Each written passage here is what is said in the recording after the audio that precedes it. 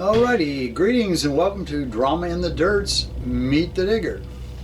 This week we have Gypsy Jules from way down in Texas way. She'll be sharing some photographs of some of her finds and then a bio about her metal detecting pilgrimage. So we are excited to hear what she has to share with us. I need to mention too that Gypsy is a seasoned veteran in the metal detecting world. She is known pretty much all over the United States. I think she has about 5,000 on her YouTube channel. And I'll be sure to post those links when I post this video, so you'll be able to go and see those and view those. So please like her channel and subscribe. Join her Facebook page, Zero Discrimination. We feel very fortunate to have you on, Gypsy, and we appreciate a chance to get to know you. We are very blessed to have her on. We want to remind you of our schedule. Wednesdays, of course, Wednesday, Thursday, depending on where I am, will be Meet the Digger. We try to get it posted on Wednesdays. And then Friday is our new series, Throwing Recovered Relic Iron Blades. So you don't want to miss that. It's a look at what I do with some of my old pieces of iron that I've dug. So I think it's a lot of fun. A little axe throwing and whatnot.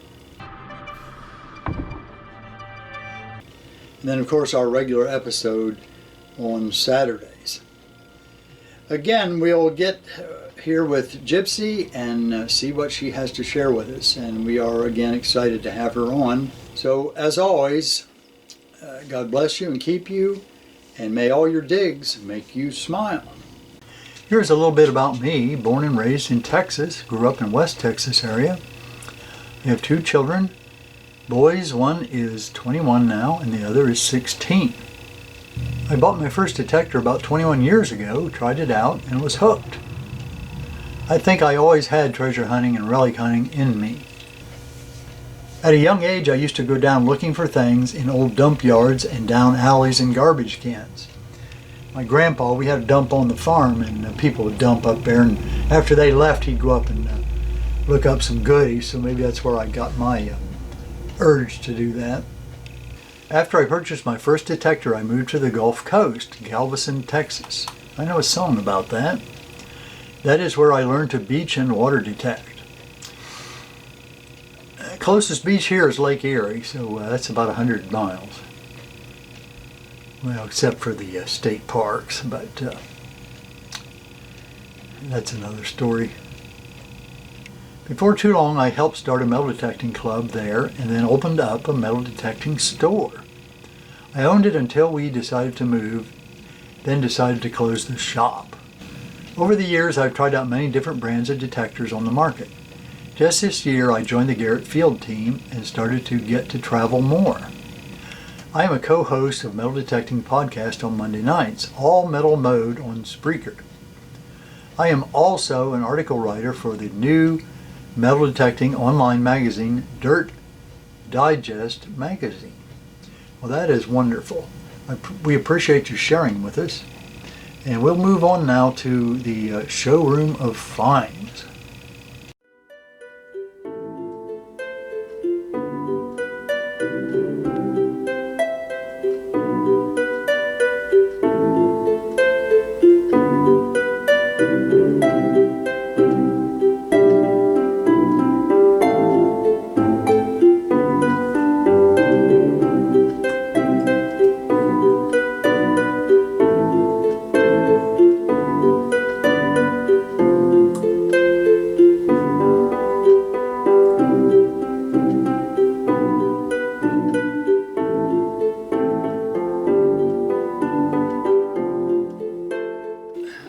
Gypsy, now you're down in Texas, and I remember a fella when I was at university. You've heard about me being at university. Maybe you saw that. But we had a fellow at university from Texas, and every time, this was when I was in Tennessee, but every time he saw a car with Texas license plate, you know what he did? He'd go up to a tire and he'd take the valve stem cover off, and then he'd depress the valve so the air would come out, so he could get a breath of fresh air from Texas. No, really. I was there, I saw it.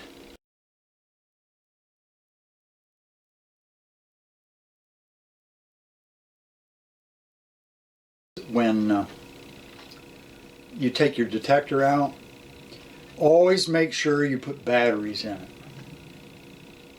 How many times have we forgotten to do that? Or fresh ones. We get out there and we walk maybe, oh, I don't know, a mile and turn the thing on and poof, you know, there's nothing. I keep a pocket full of batteries. And one of them was a 9-volt. And you know what happens with 9 volts if you're not careful? If you cross the terminals, well, my pocket started getting hot and all the smoke came out.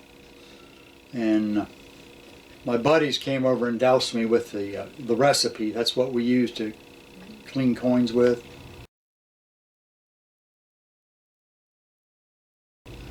And it caught fire worse. It was like putting gasoline on it. And then they got some of the, the regular stuff out. The hair won't grow back though. Never does. Here on my leg, I look like a cricket. You know how they rub their legs together to make that noise. So never ever carry loose batteries in your pocket, or you could be a victim of a burn. And then those around you could also catch fire. One of the guys that was trying to put my fire out, he got on his sleeve, and a bunch of guys jumped on him and rolled him around, made sure to put the fire out. And we were in a cow pasture. Well, you can imagine, he was grateful for, us putting the fire out. But then his wife wouldn't let him in the house when he got home. He had to sleep out in the garage with the dog. And the dog left too. Smelled bad. He got tomato juice and peroxide. And took him out in the backyard, got the hose out, one of those big brushes with a handle, put him in a steel tub, poured that stuff in there, sloshed it up on him and scrubbed him all over. It worked pretty well. Problem was that he was a blonde and they got that tomato juice in his hair. Now he's a redhead. I saw his picture on Facebook. Looked like Bozo.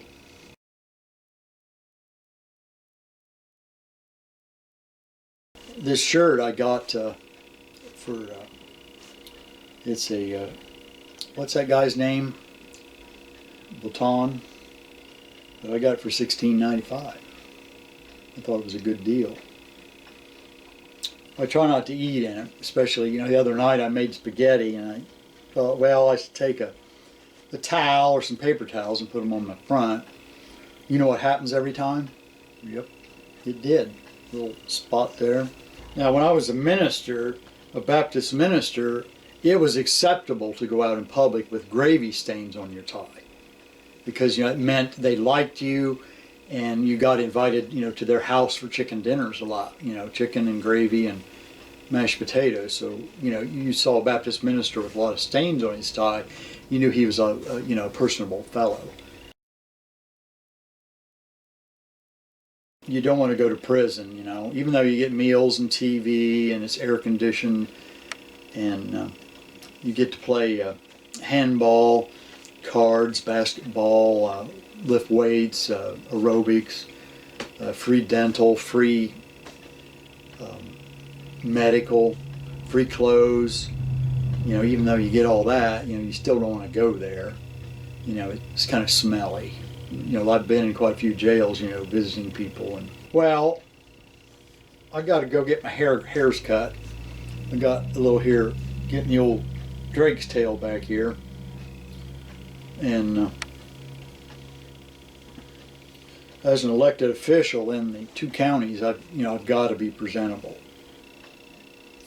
I mean, I'm not one to declare that I'm some sort of sage or, somebody endowed with a lot of wisdom. But I'm just sharing my experiences with what I've gone through metal detecting. And, there's a few pearls, I think, in there of wisdom that help us all. And I want everybody in the community of metal detecting to know these very important things. So, well, I'll try not to ramble on too much. I'm sure I haven't at this point. So you take care, and hey, really appreciate you being on. I think it was super. And I hope we get a lot of views and some nice comments. Because I can just tell you're a very nice person. Now there was a lady though in the office, the prison office there. She had long black hair down her back, and she had some on her head too. Gotcha. Gypsy, I forgot something really important. Well, and keep it between us because, I don't want to look like, not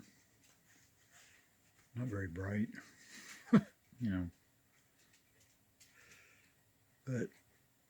being in Texas, is it true that there really is no basement at the Alamo? Is that true? Well, let me know. PM me, will you?